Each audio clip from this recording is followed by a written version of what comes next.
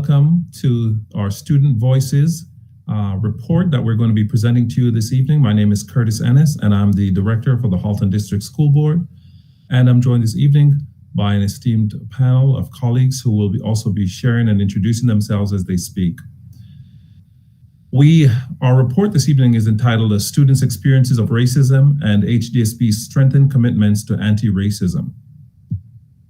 Just for context, so that you understand where this is coming from, last April, or April 19, 2021, we had two students email our former director, Stuart Miller, the Ministry of Education, and various other provincial and municipal officials to voice their concerns about the lack of accountability for racism in our schools.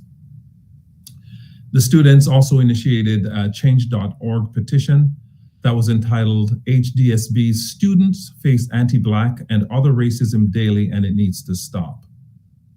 So in addition to these incidents, there were some additional complaints that were received by the director from students and parents or guardians regarding racism and discrimination. So as a result of these conversations, the director decided that he was going to give the mandate to gather student voice, to collate their feedback in a report format, and to share that with the public. That's what we're doing tonight. We've also had the opportunity to share this with school administrators, with superintendents, with union partners, with trustees as well. So following up with the students that we promised that we would, and committed ourselves to follow up with the students during the 2021-22 school year, and to look at areas that we can improve. We also committed ourselves to review our existing plans and our approaches to anti-racism and discrimination, and to generate recommendations for further refinement. We also have some recommendations that are in the report that will be shared with you this evening. So we are extremely excited about this opportunity to share with you what students told us and what we are planning to do about it. At this time, I'm going to turn it over to Dr. Biselia to share with you the methodology for this report.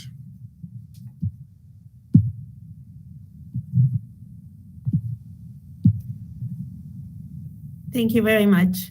So good evening, everyone. My name is Rosanna Biselia. I am the manager of Research and Accountability Department for the Halton District School Board. So as Director Ennis mentioned, there was an open call that went out in April for all secondary students to participate in a series of virtual conversations. In total, 6 sessions were offered, 2 per family of school, the East, the West, and the North. And the students were asked to register for one of 2 sessions that best suited their schedule. The sessions were organized and facilitated by the Research and Accountability Department, the Indigenous Rights and Education, Human Rights and Equity Department, and staff from the Director's Office. The sessions were videotaped, and the audio was extracted and sent for transcription. Parent and guardian consent was gathered for students who were under the age of 18 and for videotaping as well. Where there was no consent for videotaping, we had a note taker transcribe the conversation. Next slide, please.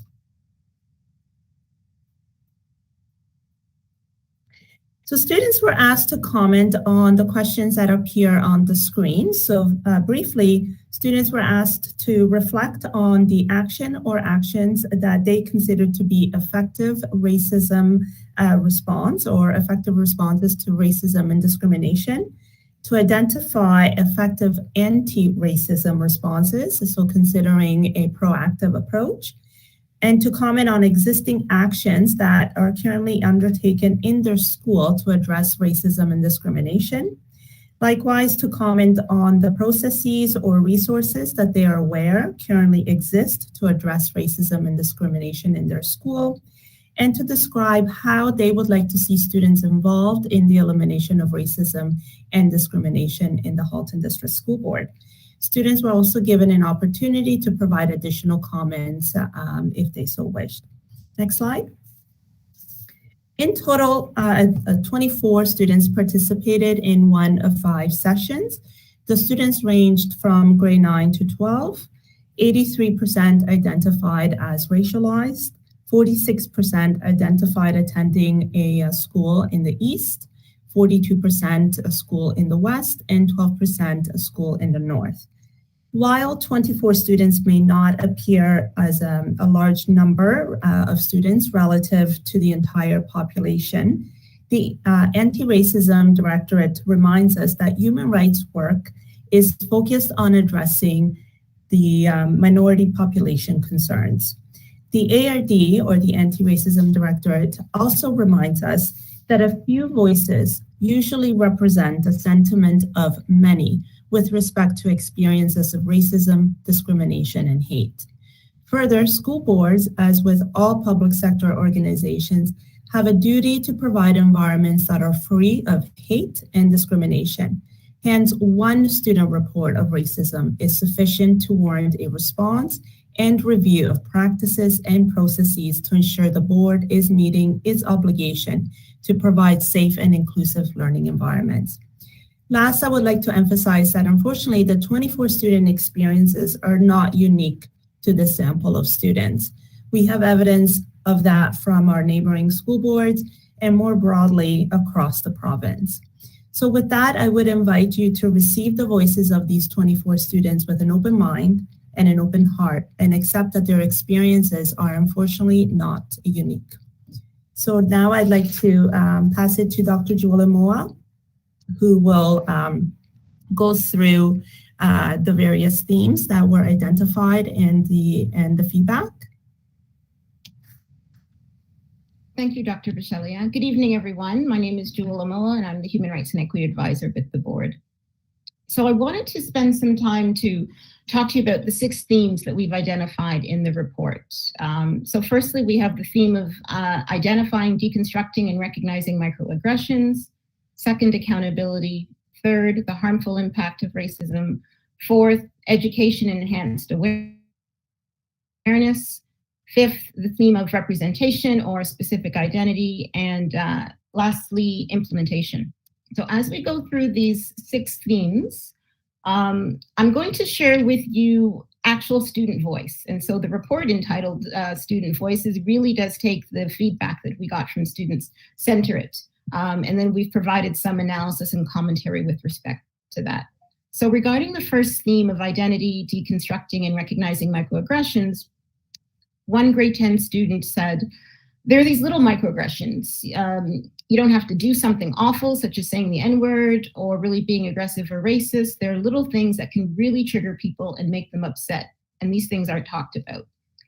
And things that are just like, oh, you're being too sensitive. And I feel that there are many other microaggressions that are viewed as normal. So the student is saying, really, there's a sense of not taking these little things seriously, a concern that they have to be large racist acts in order for any concern or attention to be paid.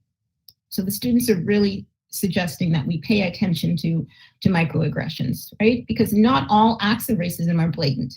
And it's these subtle acts of racism and discrimination that are a concern, and they equally undermine the student's sense of belonging, safety, and overall well-being.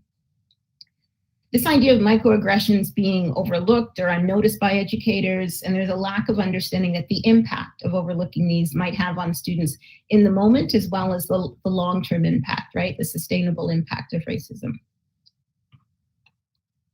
We move to the second theme of accountability. So a grade 12 student has said that when teachers don't protect students, students like me will stand up to other kids and cause more conflict. And the students will just fight it out amongst themselves. The grade 12 student says, I was targeted alongside my friends and the teachers would just look away. It was reckless and on the teacher's part to look away because it was easier not to deal with it. On the subject of accountability, the students are really citing a need for accountability on the part of students, yes, also educators, administrators, and the system of a whole. So it is the responsibility of all of us to be accountable and responsive to racism when it occurs in our environment. Students perceive differences with regard to keeping students accountable for infractions related to racism and discrimination versus other forms of misconduct. So students weren't saying that there is no system of accountability, but really racism is not held to the same standard of accountability as other forms of student misconduct. Moving to the third theme of harmful impact, we have a quote from a grade 11 student who has said that they really had a bad experience in elementary school when reported an instance of racism. The student actually had the vice principal repeat the slur to them, and that's just something that really stuck with me. I just don't know. It's something that I had to bring up because it's so bad, something that should have been done, and I reported it to someone higher up and nothing happened. So the student did exactly what they should have done in that instance, is report what happened, and they were expecting some accountability, some response. And so this happened to them in elementary school, and in grade 11, they're reflecting back and reflecting on how the non-reaction, the lack of response has really stayed with them for a long period of time. Students identified that the reluctance and in some cases, the inability of school staff to effectively respond to racism means that students themselves bear the burden of response on their own behalf as well as that of their peers. And we saw that reflected in an earlier quote from another student. In addition to carrying a weight that should be borne by staff, racialized students in particular perceive a disproportion in the way in which they are held accountable as compared to the way white students are held accountable. And this disproportion ends up with racialized students receiving negative consequences for speaking out against discrimination and racism. In order to release the load on students, students are looking for an enhanced response from staff. Moving to the fourth theme of enhanced education and awareness, we have two quotes here. So first from a grade 11 student who says, pathologizing students of color and limiting them to their trauma is so harmful, especially in the classroom setting, because it completely diminishes us to only our trauma or this racism that we've overcome. So the quote here is extracted really from a larger context in which students are saying there is representation of racialized students, but sometimes that representation is only about the negative experiences they've had, about elements of trauma, and not about the positivity, not about the empowerment. And so by limiting those experiences to that trauma, to that negative experience, then that essentializes them in that negativity, rather than looking at the full spectrum of identity that students would have. Also related to the need for education and enhanced awareness, a grade 12 student has said, I think there's also a need to redefine what racism is, because I see a lot of this mindset that yes, racism is bad and people who are racist are bad, but they don't really understand to what extent racism is bad. They don't realize that biases affect everyone regardless of your race. Sometimes it's an indirect, uneducated response to something, or being a bystander that could be seen as racist. With regard specifically to this theme 4 of education and enhanced awareness, there is a consensus among students that they are missed opportunities for critical thinking and analysis with regard to social justice issues. Even in a subject, for example, like history class, that would lend itself to deep and critical discussions around race and equity and inclusion, those opportunities are missed. Students indicate that when specific topics around race, racism, and social justice are introduced in class, this is sometimes done in a way that produces harm and further exacerbates stereotypes and prejudices. So this again goes to the point of highlighting trauma rather than representing racialized students in aspects of empowerment. Students would welcome an opportunity to engage with the curriculum that invites social justice and brings human rights issues to the forefront. This includes engaging in discussions around privilege and power structures across society. Moving now to the fifth theme of representation, a representation of particular identity. A grade 10 student says, I haven't had a teacher of color yet, and I'm in grade 10.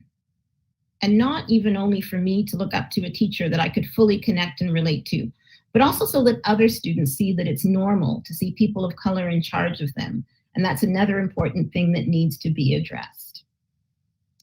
Second comment on the subject of representation is from a grade 11 student who says, I think obviously the board's #1 priority is education.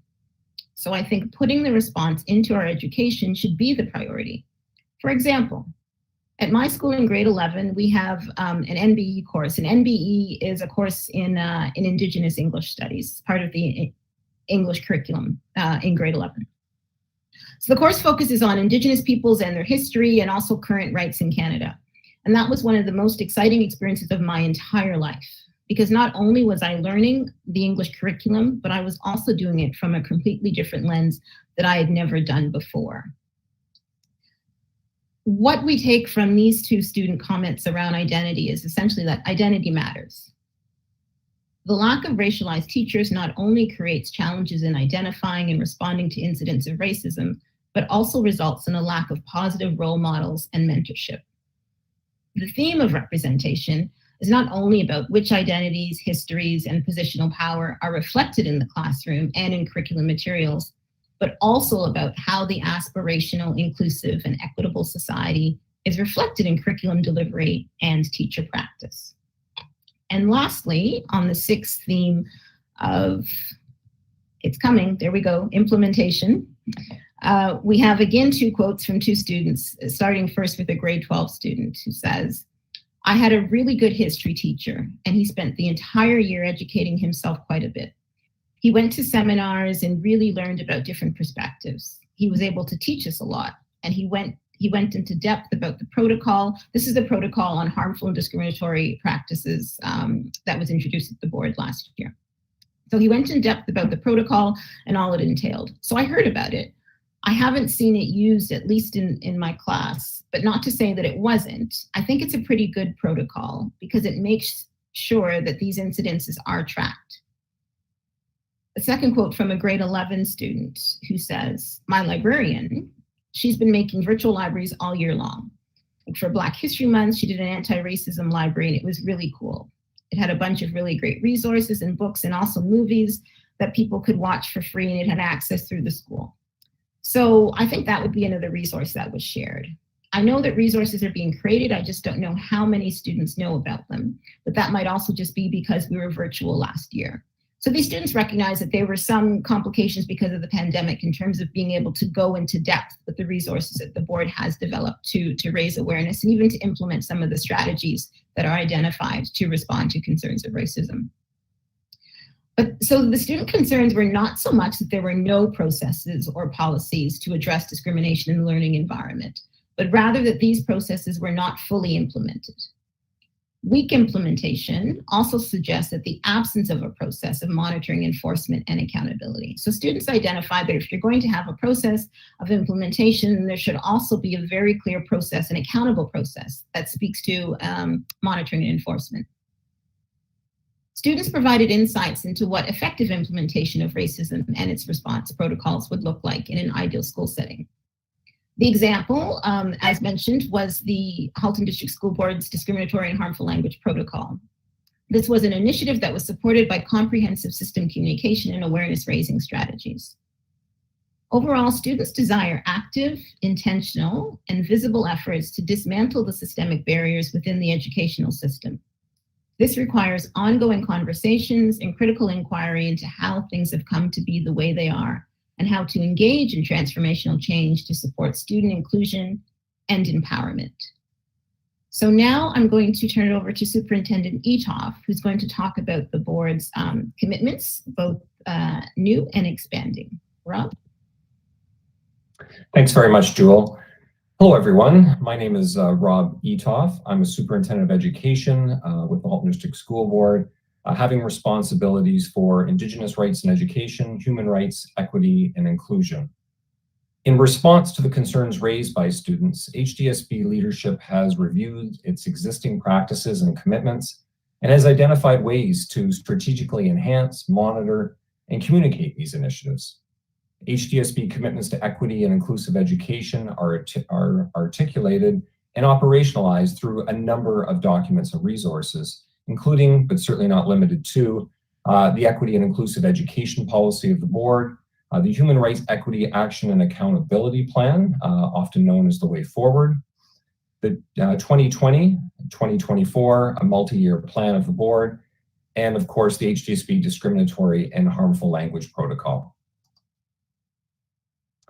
Before speaking to some of the new commitments that have arisen out of this analysis of student feedback, I'd like to share with you an affirmation on strengthening of existing commitments. This work is not new work for the board. In many cases, we've certainly initiated action in various different ways over the course of the last number of years. So in terms of commitment number one, continuing to strategically align anti-racist initiatives with system priorities, the HDSB is committed to ensuring the implementation of existing commitments and priorities that address concerns of racism. The existing system frameworks described on the previous slide are just a few examples of system priorities that are aligned with our anti-racist commitments. In terms of the second area, continuing to center and align anti-colonial classroom strategies and culturally relevant and responsive pedagogy with educator practice. You need to know that this is ongoing work that's supported by the Human Rights and Equity team of the board in order to raise educator capacity and in order to develop support and share through various resources. Commitment number three, continuing to ensure system accountability and awareness for anti-racism. Students are mindful that responses to racism may not always be perfect, but what they need to see are active efforts to make improvements. Employing the discriminatory and harmful language protocol where necessary is just one example of our commitment to action and ultimately to our students. In response to student concerns, the board is also proposing through this report the following new strategic commitments. First of all, exploring the establishment of a system racism response team. Based on student feedback, there is a need for an appropriate range of responses for racism infractions. It's therefore recommended that we establish a racism response team, and that we explore this as a supportive strategy. The response team would oversee the implementation and accountability of appropriate actions and would monitor and respond to reports of racism and discrimination submitted through a confidential system or process. The second new commitment we wanted to address this evening was the implementation of the graduation coach for Black students. The Ministry of Education has provided funding for us and for other school boards for graduation coaches dedicated to support Black students in completing secondary education and accessing options for post-secondary pathways. This recommendation aligns with the theme of representation identified by students. Recognizing student leadership, their leadership as it relates to anti-racist actions is another area that we want to share with you this evening. As was noted in the report, often our students are leading this critical work in our schools and in fact across the system.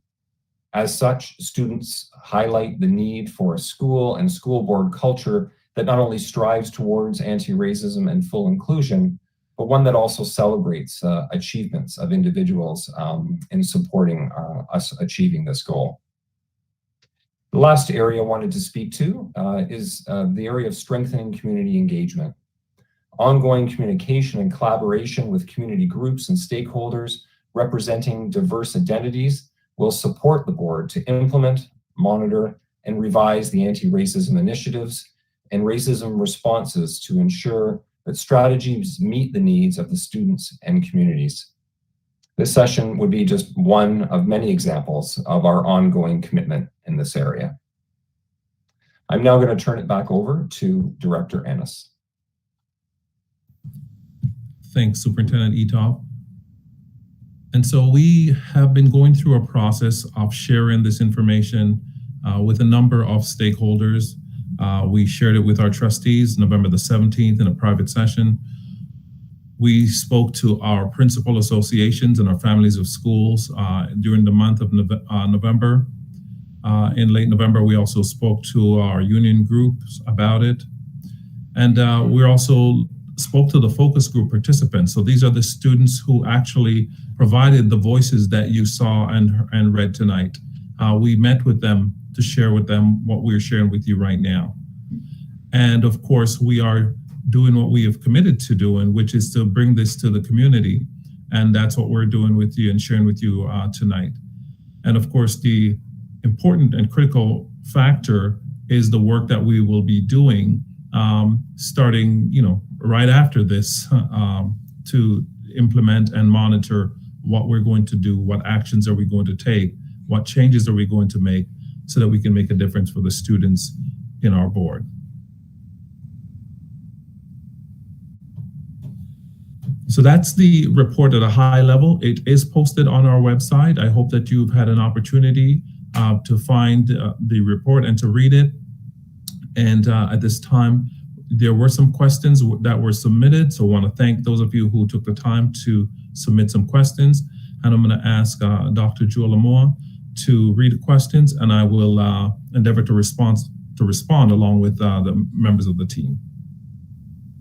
Thanks, Director Ennis. All right, the first question that we have pertains to sample size, so the methodology, if you will, of the report. And the questioner points out that the sample size of 24 students represents less than 1% of the secondary student population within the board. And the specific question is whether the board is taking the stance that in spite of the small sample size, that this report should be referenced in the forming of policy and budgetary commitments, such as funding a system strategic response team that Rob mentioned in terms of new commitments. Acknowledging that budgets are finite and must be prioritized. So the question is really, can we address the concern of a small sample size and the extent to which that feeds into policy priorities and budgetary priorities? Thanks, Dr. Amoa. Certainly, I want to thank you for the question. The issue of sample size comes up quite often, 24 students versus the approximately 66,000 students that we have in our board.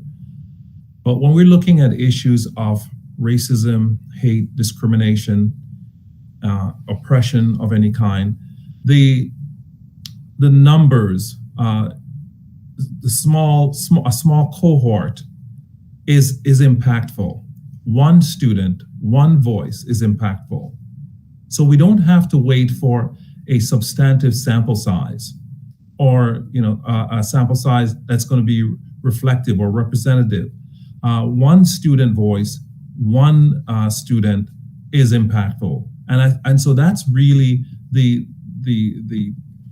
angle from which we approach this, because we recognize when harm is done to one student, it warrants action.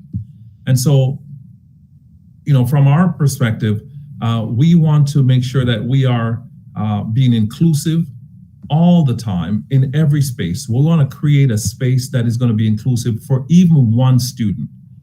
And so we know that when we create that space that's inclusive, that's anti-racist, that's anti-oppression for one student, then it makes a difference for all students. And so that's the approach that we have taken, and I believe that's the right approach to take. So the budgetary commitments will be applied commensurate to the report to deal with addressing issues of racism, discrimination, and hate, and to support the academic achievement and outcome and well-being of every student. So regardless if we apply our budget and our resources to address the concerns of one, racism, hate, discrimination towards one, it will have a positive impact for all.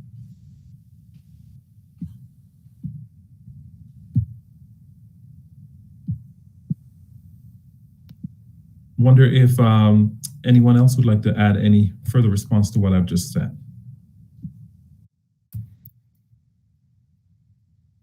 I think Director Ennis, you did a fantastic job, and I'll reiterate that from the literature, we know that strategies that support minority populations will elevate the experience for every student. So although there are, of course, always finite resources, the resources of elevating one group of individuals will be also indirectly improving the experiences of every student. So having learning environments where hate, racism, discrimination is not part of the context can only benefit every student. And as a parent of a white child, I would say that I would not want my children to be exposed to any type of hate, even if it's not directed at them. Indirectly, it would still impact them. And so I would invite individuals to think of it along those lines.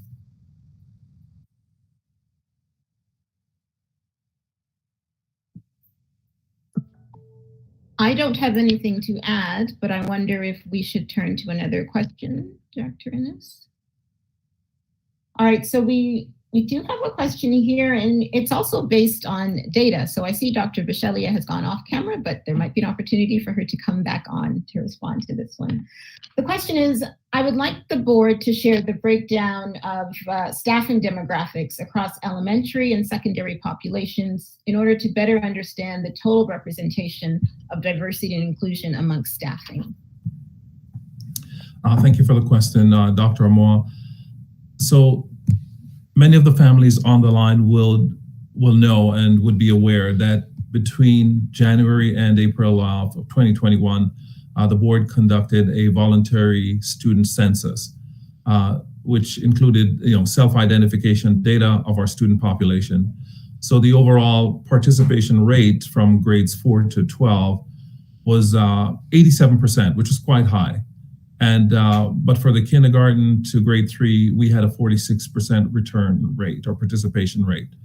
Additionally, we had within the same time frame between April and June 2021, we also conducted a voluntary staff census.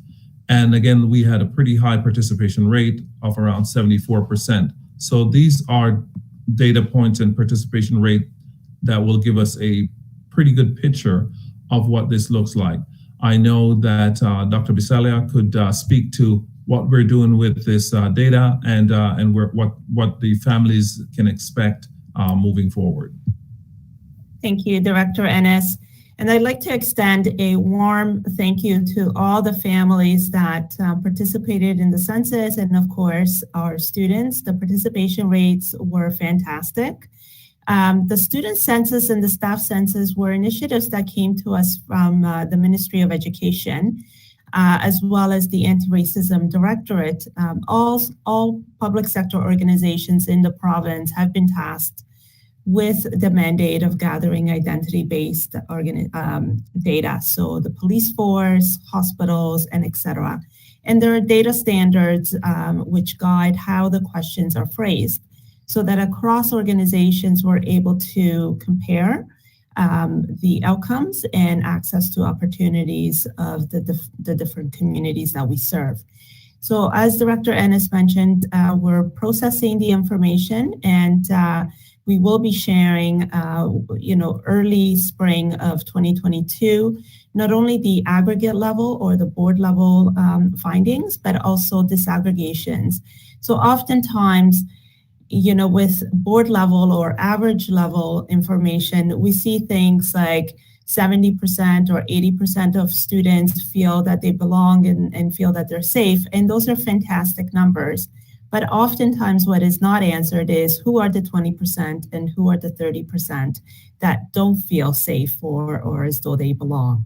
And so this is what the student census data will allow us to do, is to really dig deep into the data and understand the differential experiences of students and understand, or at least put us on a path to further gather information to better understand what barriers students might be experiencing, and as a system, what we need to do to further support them.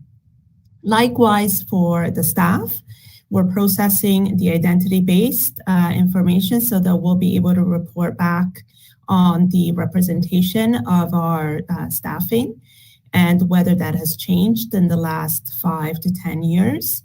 And we know that staff well-being is important as well. And so we'll be looking at similar questions for our staff members in terms of really understanding who our staff are and where there might be areas of differential experiences and disproportionalities across communities.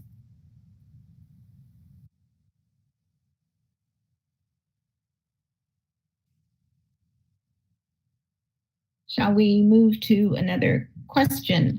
I should clarify. So thank you to those who submitted questions in advance. We appreciate that. And I see that even as we are speaking, there are still some questions rolling in. So we're trying to see how many of the advanced questions we can get through, and then we'll see if we can also get through some of those questions that are coming in live. So, and just in case people are confused as to the process that we're applying here. So another question that we had, all right, so the question is, were there any focus groups for younger students? The questioner is saying, it would be great to hear from younger students about how they perceive representation in schools, about their sense of fitting in and their experience and the difference in cultural norms. And so, Director Innes, in your opening remarks, you did indicate that this initiative was inspired by communication from 2 secondary students, and in fact, graduating students. And so the focus groups also focused on secondary school students to get their perspectives. And the questioner is wondering if we had elementary school students, which we did not, but perhaps you wanted to offer some commentary, Director Ennis, on why that was. Right, so thank you for that, Dr. Armoa. Certainly, as you mentioned, it's the secondary students who came forward. It's the secondary students who had the change.org petition. It's the secondary students who wrote to the members of parliament and elected officials. And so because the concerns came from secondary students, that was the group that we focused on. However, I think it would be worthy to note that some of the commentary from some of the students and their voice stated even some of the experiences they had while they were in elementary school.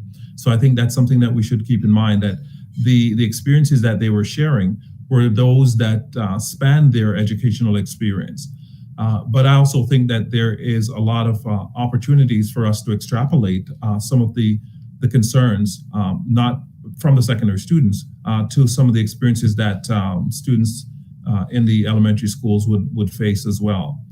So the census information that we spoke to earlier includes some perceptual question of student belonging, how they feel, are they feeling welcome, do they feel like they belong, do they feel like they matter, and their perspective to the extent that they feel represented in their learning environment. So this is something that I think is going to be illuminated once we get a look at the student census data, once we have a chance to collate and analyze that. And so the responses to the questions in the census is going to be reported back separately across various identity groups, like racial background, examining similarities and differences in experiences in order to help inform us what commitments and actions we need to further take in addition to what we heard from our secondary students. So we are not discounting the voices of our younger students. We are actually going to include those voices once we have an opportunity to analyze the data from the census, and also applying and extrapolating from what the secondary students have told us based on some of their experiences going back to even elementary schools. Thank you. I wonder if Dr. Bisceglia want to add anything. No, I think you mentioned all of that. The student census, we have information from the K-3 sample, which was reported by parents and guardians, but it also includes questions around diversity and representation and safety and belonging and so forth, and the grade 4 to 12 sample. So we do have data and information for the whole spectrum of the student population. As we move forward with the implementation of the enhanced commitments, we will gather additional student voices. We're accountable to students, and so there will be opportunities for additional feedback. So we'll make sure to also include the younger grades or the elementary grades. Thank you, Dr. Bisceglia and Director Innes. I can go to another question here, but I have to say I really want to thank the people who submitted the questions in advance. It's very clear that there was some very thorough and substantive engagement with the report. So we appreciate you taking the time to go through the report in such great detail and to pose these really substantive questions and to give us an opportunity, of course, to respond to them. I think the next question we'll look at says, regarding the language of the report that speaks to racism in the form of microaggressions, Questioner wonders, is the board formally adopting a definition of racism where it is understood that inaction and silence have the same negative impact as direct acts of racism? I think at the root of the question is really, are we defining racism in a particular way? What is the full scope and breadth of racism that we are applying in order to seek a particular response or address around accountability? I think I spoke to a couple slides that indicated that was a concern for students. But I'm wondering, Director, if you would like to elaborate a bit on this response in terms of defining racism or the context of racism that we are seeking accountability for. Well, I think the participant for the question, certainly we heard that loud and clear from the students. That was part of the voice that we heard loud and clear, that there are no acts of racism that is too small to cause harm. And so they want us to pay attention to all racist acts. And so, inaction to racism is harmful. There's no such thing as, small acts of racism that's harmless. It's all harmful. And so that's something that we want to address. I mean, our commitment as a board is to address the full spectrum, right? And the students said that quite clearly. They said, you don't have to wait for something big to happen. Little things are happening every day that we think needs attention. And so that's what our actions need to focus on, the entire spectrum. And so that's something that I think as we move into action and continue to recommit ourselves to our current actions, I think that's something that we hope that families and students will see, that we're addressing all forms and all along the spectrum. So, it's an issue of, the impact versus the intent. So we know that oftentimes it's not the intent, it's the impact. And so we want to make sure, and we are mindful that, our actions and our response to these, acts of, microaggressions and, small acts of racism, in quotes, I say those words in quotes, needs to be taken seriously. And that's what the students said to us. So we need to make sure that, both individually and collectively as a board, we need to make sure that we are establishing, firm anti-racist environments within our schools, and the conditions so that there's no conditions for racism to thrive at all, anywhere along that spectrum. So, we have an accountability for educators to respond to racism. And you've heard about the protocol earlier around responding to discriminatory and harmful language. That's a protocol that many of our schools and some of our students said they were aware of it, some of them were not. So I think this is part of our recommitment and the work that we're going to continue to do, so that things that, are quote unquote, small acts are not dismissed, because it's not small to those who are being impacted and those who are harmed.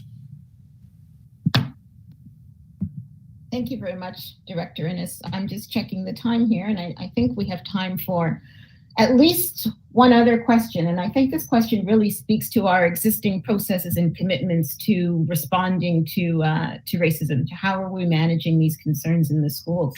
And I'm wondering if Director Innes, perhaps yourself as well as Superintendent Etoff might want to weigh in on this question, given it's somewhat of an operational matter. So I will pose it now. The questioner asked to please comment on how younger students can report incidents of racism without negative impact, so without fear of reprisal for having raised the concern. The questioner goes on that in classrooms where there are only a few racialized or visible minority students are aware that their identity and the reporting of racism are not anonymous, and they fear these repercussions. So I guess, what do we have in place to provide safety and security for young students in reporting and in seeking redress and accountability? So I'll start, and then I'll ask Superintendent Etoff if he would, certainly help with some of the operationalizing of this. Students and families are always concerned about repercussions for reporting. I know that to be true. I know that it's how students and families feel. Some may have even experienced repercussions and harm as a result of reporting. And so that is something that I certainly do not support. I know that our board's commitment is that we need to have an environment where everyone feels like they can come forward in a safe way without fear of reprisal or repercussion whatsoever. And so, for our younger students, it can be somewhat challenging, and particularly if you are in a context, as the questioner is asking, where you can be easily identifiable, even if you make a anonymous, you bring forward your concerns anonymously. However, we want to make sure that all of our staff, our administrators, our superintendents, everyone in our board, regardless of the role that you occupy, understand and clearly communicate that to families and to students that we must take every step. It's our obligation and our responsibility to make sure that we're taking care of them when they are being harmed. And so, the idea that they could have repercussions and reprisals as a result of that, I think is something that I know that the senior team of this board does not stand for. And I know certainly is a commitment that we want to make sure that every one of our schools are implementing. Superintendent Etoff, you want to add? Yes, thanks very much, Director Ennis.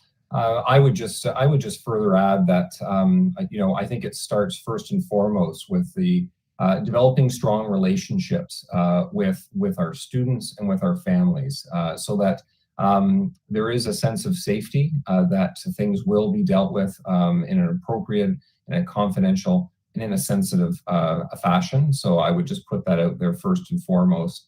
In terms of anonymous complaints, it is challenging for us. We understand why individuals may want to remain anonymous.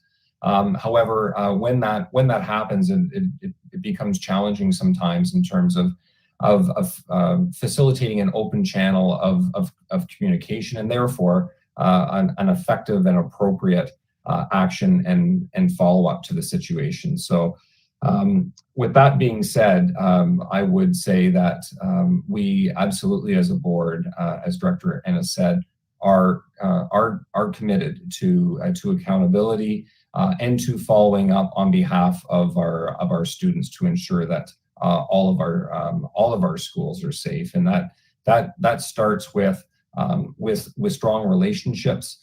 And we know that in some cases we haven't done our best work with some of our traditionally underrepresented or marginalized populations, and that is a key strategy of work for the board is purposely and strategically reaching out to those communities that we may not have always had the best lines of communication, and ultimately a trust that we will manage things and that we will take care of their students that are in our care.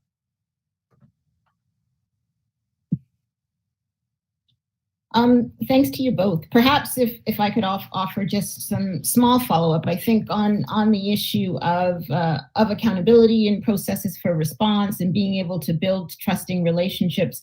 There was also the earlier question that the director responded to in terms of impact versus intent. So being able to recognize and validate even small instances. So going back to this notion of microaggressions, right? So I think part of the issue of building trust amongst student and parent communities in raising their concerns is there needs to be a belief that their concerns will be held as credible, right? That they will be recognized, that even those small concerns that they raise, the board does recognize the impact of them and is not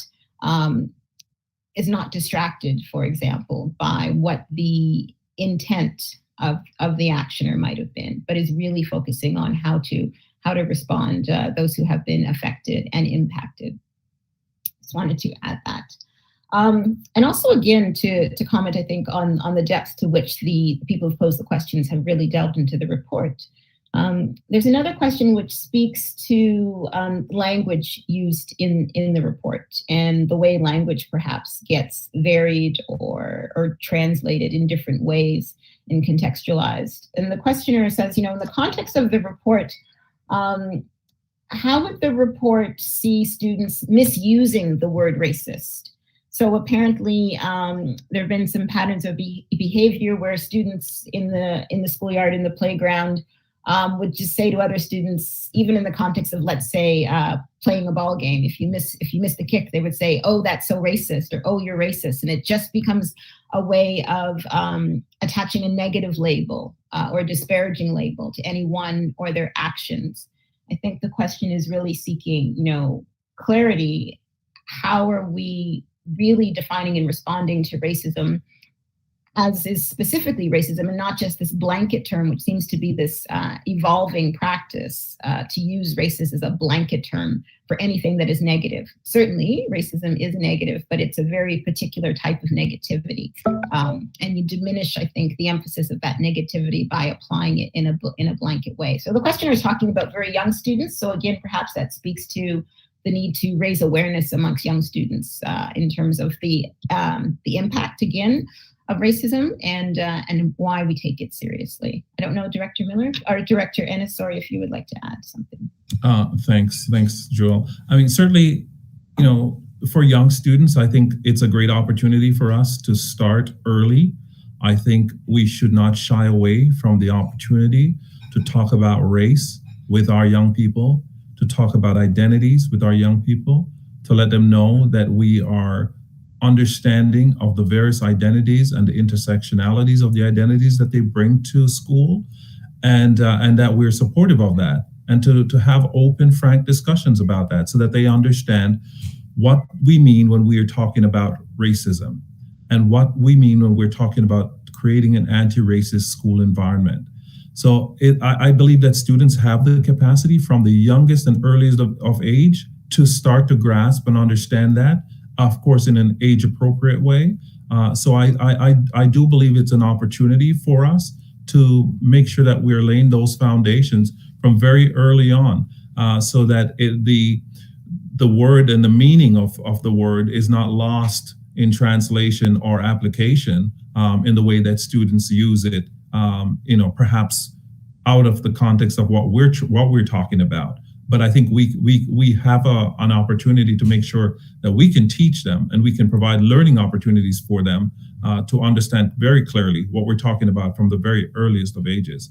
I don't know if Superintendent Etoff wants to add anything. Thanks, Director Ennis. Yeah, I would just further add that absolutely, when students use this type of terminology in other circumstances, as what was outlined by Jewel, it's often because of a misunderstanding of what the word is, or a lack of knowledge of what the term or word is. So there, as educators, it really behooves us to use that moment to make the learning visible, and to create that really important understanding of the of race and identity. And to be quite frank, many of our educators in our buildings, grew up in households probably similar to mine, where race and where identity were not spoken about. And we know going forward that if we really want to build the communities that are inclusive and safe and create a really strong sense of belonging for each and every one of our students, that they need to understand race and identity and culture, and how all these work together to create rich identities for all of our students in our school communities. Thanks to you both. Director Ennis, I know you probably wanted to offer some concluding remarks, but I think we might have time for one last question before you did so.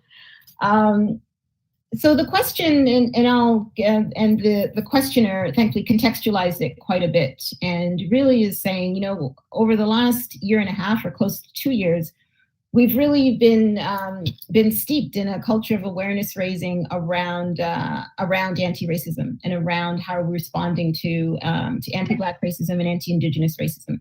And certainly throughout last year and this year as well, the board as a system was committed to professional development and learning for educators around how are we responding to anti-racism in our systems and in our structures.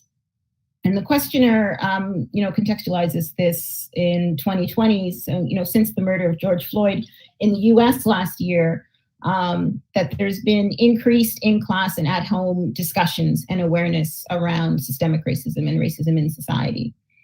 And the question is whether or not the board has evidence to support that these frequent conversations about racism in the classroom, at home, in community, so it's no longer a taboo subject. There has been an embrace of these conversations. Whether or not we have any evidence that these frequent conversations create positive impacts in school culture and lead to increased academic success for all students, and if so, would we be able to direct the questioner to those studies? So I can probably begin by saying the board doesn't have that specific data yet, because we haven't looked at assessment and impact of these increased conversations. But maybe you would like to comment, Director Innes, or perhaps even Superintendent Etoff, on what the intended change is, or what the intended impact will be when we engage in these conversations, and what metrics or assessment policies we have in place to determine the impact of student achievement by having enhanced conversations, by raising awareness, etc. I think it's a great thing that we're starting to have more visible conversations about race. Since the death of George Floyd, the murder, others would add quickly. I think it's a good thing that we're having these conversations, and I think it can only lead to positive outcomes in schools and in communities and in families when we're having open, honest discussion about race and the impact of race and the harm that racism causes. I think it's an important conversation to have. I would offer that any student that is going to school who is in a place where their identity, racial identity, and other identities, and the intersectionality of all of their identities is honored and valued, and that they know that they matter and that they belong. Once we create that kind of space where we are, I think that the natural corollary to that is that we're going to see students who are more engaged, students who want to be at school, students who know that someone cares about them, and I think those things will, empirically lead to greater outcomes for students. I mean, I don't have the study to show that, but I honestly believe that to be true. I think we can all identify with that if you're in a place where you feel you belong, that you feel that you are valued, that you have worth, and that you are affirmed for who you are, and that references to who you are and your identities are positive and uplifting, I can only deduce from that is going to have a positive impact on a student's self-esteem, their self-worth, of their identity, of who they are, and that will undoubtedly, in my mind at least, translate into greater outcomes, ergo achievements for students. So I think it's not for a lack of the data points to say, how do we know that this works? I think we know that students are being harmed and we want to stop harm. I think that's the starting point. Like we know the journey that we're on. The journey that we're on is to try to eliminate harm, to eliminate the harmful impacts of racism, discrimination, and hate. That's the journey that we're on. And that journey, I think, ultimately leads to greater success for students when we create those conditions and environments for them that values who they are. that tells them that they belong, that let them know each and every day that they matter. So I don't have the data points for that, but that's my sincerely held belief.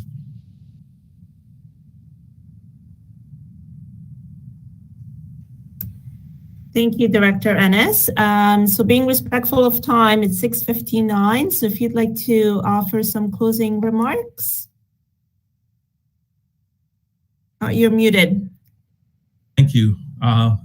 I appreciate that, Rosanna. I mean, first of all, I just want to thank everyone for coming out this evening and for giving us the opportunity to share this report on student voice with you and how they are feeling about their experiences within the Halton District School Board. We take it very seriously. The students need to know that when they bring their voices forward, that we believe them, that we hear them, and that we're going to take actions. So I like the quote that Professor George Day gave some time ago that says, inclusion is not bringing people into a space that already exists. It's making a new space a better space for everyone. I like that particular quote because sometimes we try to get folks, students to assimilate and to fit into what already exists.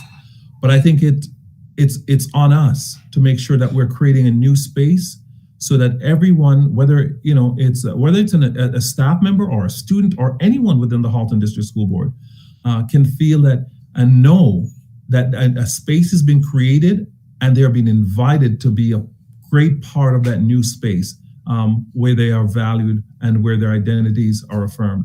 And so I'm grateful for the opportunity that we have in front of us. I'm grateful to the students and the families who have shared their voices with us.